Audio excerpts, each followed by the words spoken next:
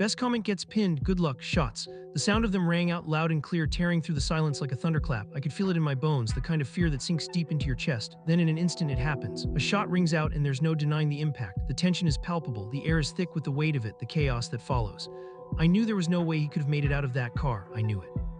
The words come out heavy, resigned, almost as if they'd been waiting to be spoken. There's a moment of clarity in that despair, because when it happens, when that final shot is fired, it's more than just a tragedy, it's a turning point. I told you that you can't trust these people. Now Puffy's gone and killed Tupac. We've known something has been off with him for a while, but it's okay because M said it's okay. Dre said it's okay. I had nothing to do with this. If I had never met him, I would have never been involved in this mess. I never made a call to Diddy. Sure, I've got his number, but I never hit him up, never asked him, yo, Diddy, what's up? Never happened. Those words hang in the air, the kind that linger long after they're spoken, the kind that feel like the last confession before everything unravels. Because while Diddy stands at the center of this storm, it's not just about one man, it's about everything that's been hiding in plain sight. It's about the secrets, the lies, and the betrayals that were always just beneath the surface, waiting to spill out. And at the heart of this chaos stands the artist who defied all the rules. The one who said no to the empire, to the game, to the machine that so many others bowed to. The one who decided to take a different path, Eminem. Diddy wasn't just a mogul, he was a kingmaker. His influence stretched across every corner of the music industry, from the highest echelons of politics to the gritty streets of hip-hop. He was the guy everyone knew, the one who controlled the narrative, the one who shaped the culture. It wasn't just about bad boy records, it was about power, about being untouchable, about staying on top at all costs. Diddy had connections with everyone, billionaires, movie stars, rap legends, politicians, and it made him a force to be reckoned with. At one point, even 50 Cent, the self-made mogul with a chip on his shoulder, found himself in Diddy's orbit. They were close until things soured. In a legendary moment, 50 confronted Diddy saying, "Get your hand out of my pocket, I see what you're doing, I see what you're doing on the channel. Get your hand out my pocket, man, I see what you're doing. Yeah, you going to make me?" That was more than just a clash of egos. It was a clash of power, a confrontation that echoed the deeper tensions of the game. But amid all of this, there was one name that refused to be swept up in the tide. One artist who, no matter how deep the connections ran, refused to play by Diddy's rules. That artist was Eminem. From day one, Eminem had no interest in stepping into Diddy's world.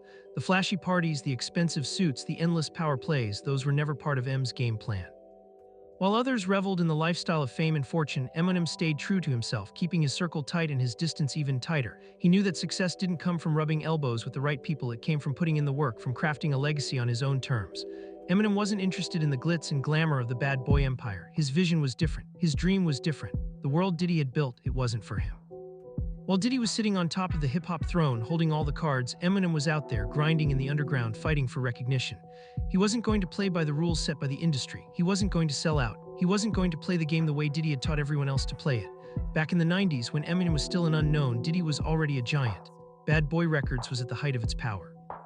The streets were buzzing with the sound of Biggie, Mace, and the rest of Diddy's roster. But Eminem wasn't looking for a seat at that table. He had his eyes set on something different, a different lane. Instead of signing with Diddy, he went with Aftermath Records, teaming up with Dr. Dre to carve out his own path. It wasn't just a decision, it was a statement. Eminem knew he could change hip-hop, but he wasn't going to do it by playing the same game Diddy was playing. He wasn't going to be just another artist on a label, he was going to redefine what it meant to be an artist. And that's exactly what he did. His partnership with Dr. Dre gave him the freedom to create without compromise, and it set the stage for an empire of his own. Eminem was never going to be just a part of the machine, he was going to break it, reshape it, and leave his mark on it forever. By the time M dropped Fuel hits, the tension with Diddy had already been simmering for years. M wasn't shy about throwing jabs at the industry elite. He had already made it clear that he wasn't going to stay quiet. The track wasn't just another diss, it was a declaration of independence. In that one line, Eminem had already made his stance clear. He was his own man and no one was going to control him. Diddy, for all his power and influence, couldn't control this narrative. He couldn't make Eminem part of the game he'd built. And as the years went on, that tension only grew. Eminem's rise was inevitable, but it came with a price. The spotlight on Diddy, the questions about his empire, all of it, Eminem was becoming more than just a competitor. He was becoming a force that couldn't be ignored, so why didn't Eminem ever step into Diddy's world? Because he knew he didn't have to. Diddy's empire was built on connections, manipulation, and power, but Eminem's empire was built on authenticity, on staying true to who he was no matter the cost. Diddy's world was one of politics, of power moves and strategic alliances. Eminem's world was one of raw emotion, of unfiltered truth, and of artistry that didn't conform to the rules. In the end, it wasn't just about the music. It was about two worlds colliding, two different visions of what it meant to succeed. Diddy built his empire on the backs of the industry's biggest players, while Eminem built his own empire on his own terms, with the drive to prove that being true to yourself was more important than being part of the machine. The tension between Eminem and Diddy was never just about business. It was about power, control, and the choice to define your own legacy. Eminem chose to define his, while Diddy chose to play by the rules of an industry that was designed to keep people in their place. And as the years pass, one thing becomes clear. Eminem didn't just survive the game, he changed it. He didn't just take on Diddy, he built an empire that no one could take away. But here's where things get wild. Even before all the fame, before anyone outside of Detroit really knew his name, Eminem had already taken a bold shot at Puff Daddy. It was 1996 and the world hadn't yet heard the name Eminem in the mainstream, but on his raw underground track FC Kin Crazy Asterisk, he took aim at Diddy. That line wasn't just a diss, it was a warning shot. A declaration that Eminem wasn't afraid to challenge the biggest names in the industry, even when he was just another hungry rapper fighting for a seat at the table. The odds were stacked against him, but even then he wasn't backing down from anybody. He was making a statement, "I'm here to stay and I'm coming for you." But it wasn't just Diddy who felt the heat. Eminem's uneasy energy didn't just stop with Puff, it extended to another so-called giant in the game, Suge Knight, the man behind Death Row Records. Death Row wasn't just a label, it was a symbol of raw power, control, and intimidation, ruling the West Coast with an iron fist. It was home to icons like Tupac, Snoop Dogg, and Dr. Dre. But Suge's reputation wasn't built on just business, it was built on fear. He wasn't just a mogul, he was the boogeyman of hip-hop, a man you didn't cross if you valued your safety. His empire was forged through chaos, violence, and manipulation. Power came first, mercy came last, but Eminem, he wasn't afraid of Suge's street reputation. None of it shook him. While others cowered at Suge's name, Eminem saw through the illusion of power. That fearless attitude was on full display during one unforgettable moment on the set of 50 Cent's and a Club music video. The scene was set, the cameras rolling, when out of nowhere Suge Knight rolled up, flanked by a crew of Mexican gangsters. His presence was enough to send a chill down anyone's spine. The air grew thick with tension, everyone knew what Suge brought with him: trouble. But Eminem, he didn't flinch, he didn't retreat into the shadows. He didn't send his security to handle it. Instead, Eminem walked straight outside to confront Suge Knight and his entire crew. No hesitation, no second thoughts, just pure confidence. It was a move that left everyone on set in awe.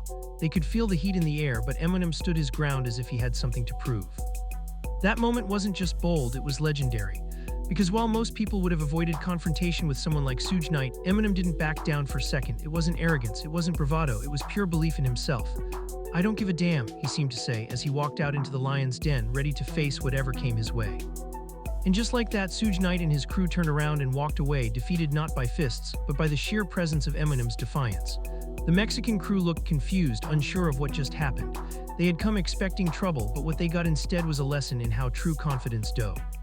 Doesn't need to be proven through violence, it's proven in action. Eminem stood tall that day not because he was trying to show off, but because he knew who he was.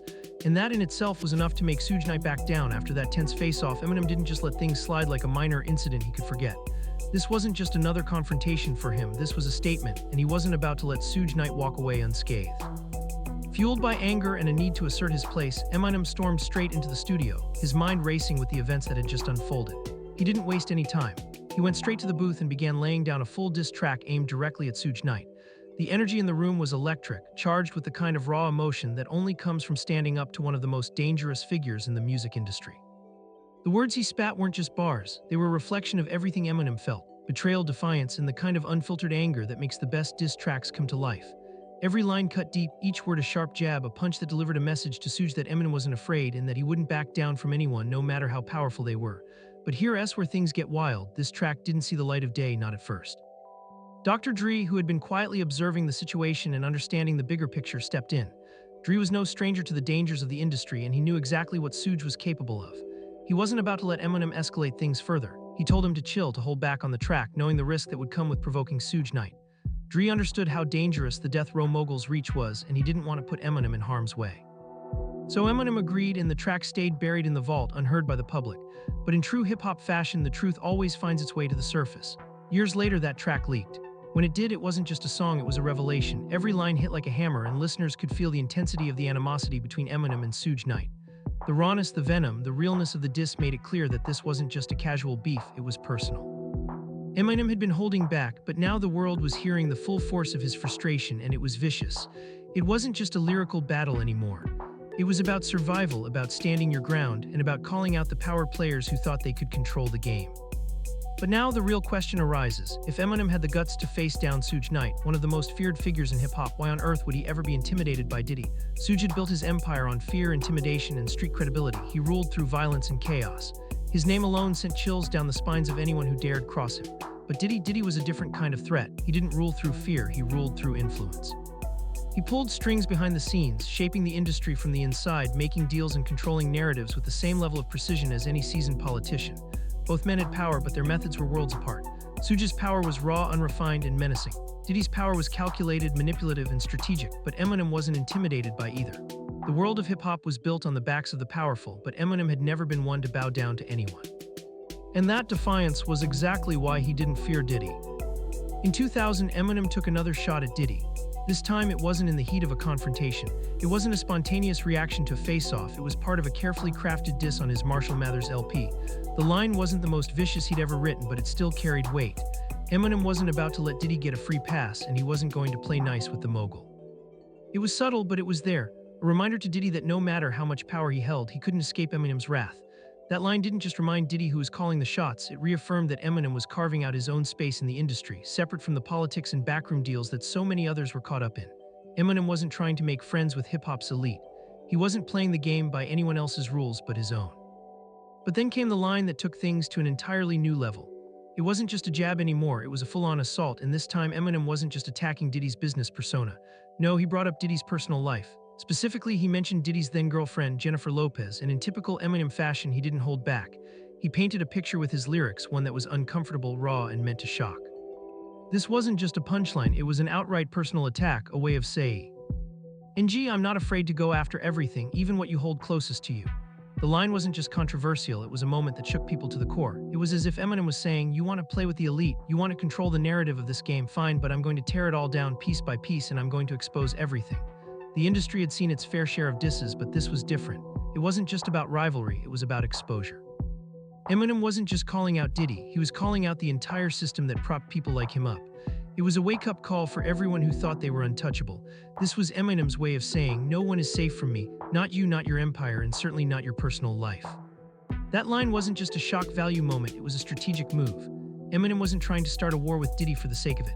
He was trying to show that no one, no matter how powerful, could control him. He was untouchable in his own right, and by bringing in Jennifer Lopez, someone outside of the rap game, Eminem was throwing a curveball that no one saw coming. He was forcing the world to acknowledge that he was a different kind of artist. He wasn't playing by their rules. He was rewriting them, but Eminem didn't care. I don't give a damn. He was relentless, pushing the boundaries of what people expected from him. And just when it seemed like things couldn't get any more intense, Eminem dropped another twisted line that would catch everyone off guard. I have a son and a new brother at the same time, and just say that it ain't mine. What's my name? The lyric wasn't just shocking, it was darkly funny, laced with the kind of dark humor only Eminem could pull off. It was raw, unapologetic, and undeniably aimed at stirring the pot. But here's the kicker, Diddy didn't say a word in response. No diss track, no cryptic Instagram post, no interview where he fired back, nothing. He stayed silent, but you could tell from the look in his eyes that he didn't find it funny one bit. That silence spoke volumes. It was a cold, calculating move. Diddy wasn't going to give Eminem the satisfaction of a response, but you could feel the tension bubbling beneath the surface. Despite those shots being fired, there was never an open public feud between Eminem and Diddy in the early 2000s. Neither of them needed that kind of distraction. Both were too busy running their empires, focusing on their own successes. Eminem was dominating the charts with multi-platinum records, each album bigger than the last, under the mentorship of Dr. Dre. He wasn't just making music, he was changing the game, creating an entirely new lane for himself. Meanwhile, Diddy, ever the mogul, was constantly reinventing himself, expanding the bad boy empire even further. His name was everywhere, from music to fashion, from the streets to the boardrooms. Both men had their hands full building their legacies, and their paths didn't often collide, except for those rare moments at award shows and high-profile industry events, where they were treated as equals, as hip-hop royalty. One of those rare moments came in 2003, when Diddy handed Eminem the Grammy for Best Rap Album. The crowd erupted in applause, the cameras flashed in a frenzy, and the spotlight was on both men.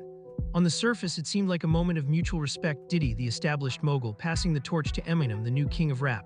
But if you looked closely, you could feel the undercurrent of tension. There was a certain chill in the air, a silent acknowledgement that there was more history between these two than either of them was willing to admit. The smiles were there, the handshakes were polite, but beneath it all you could sense that neither of them was fully comfortable. Their rivalry wasn't overt, but the weight of it lingered, like a quiet storm waiting to break. A few months later, Diddy would offer a rare public acknowledgement of Eminem's talent. In a 2003 Rolling Stone interview, he spoke about Eminem with real respect, calling him one of the greatest MCs to ever touch a mic. Diddy wasn't one to hand out praise easily, but there he was, acknowledging Eminem's place in rap history. He said, "I think Eminem's up there with the best of it." Even though he quickly pointed out that Biggie and Tupac were on a different caliber, the respect was clear. Diddy wasn't afraid to give credit where credit was due, even when most people thought he wouldn't. He was a businessman first, but he understood talent when he saw it, and Eminem's rise couldn't be ignored. Still, even with that respect, there was a tension that simmered under the surface, and through the web of industry connections, their paths kept crossing in surprising ways. One of those intersections came when Diddy set his sights on a rising star, 50 Cent. At the time, 50 was buzzing in the streets, a raw, unfiltered talent who had the potent "I'll" to blow up on a global scale. Diddy, ever the savvy businessman, wanted to sign him to Bad Boy Records, but that deal never came to fruition. The rumor that circulated in the industry was that Diddy passed on signing 50 because of his ongoing street beef with Ja Rule. The drama surrounding their rivalry made things too risky for Bad Boy, a label that was built on a certain image, an image of polish and success. Diddy wasn't about to take a gamble on an artist whose reputation could threaten the carefully curated image of his empire. So, he walked away from 50 Cent. And that one decision changed hip-hop history. 50 Cent didn't need Diddy. Instead, he signed with Eminem and Dr. Dre, creating one of the most explosive power moves in rap history. The partnership took off like a rocket. Together, they sold tens of millions of records, making 50 Cent a global name and propelling him into the stratosphere of hip-hop. But this wasn't just a success for 50. This move would forever connect him to both Diddy and Eminem, creating a bridge between the two giants who had once stood on opposite sides of the industry. Through 50, the connection between Eminem and Diddy became undeniable, even though they still hadn't directly crossed paths in a public, explosive way. Instead, their influence on each other was felt indirectly through their shared connections, their intersecting networks, and their undeniable impact on the culture. And as the years went on, you could tell that the tension between them never fully dissipated. It was just buried under layers of success, business moves, and mutual respect. But for all their differences, one thing was clear. Both Eminem and Diddy had carved out their own spaces in hip-hop, and their legacies were forever intertwined.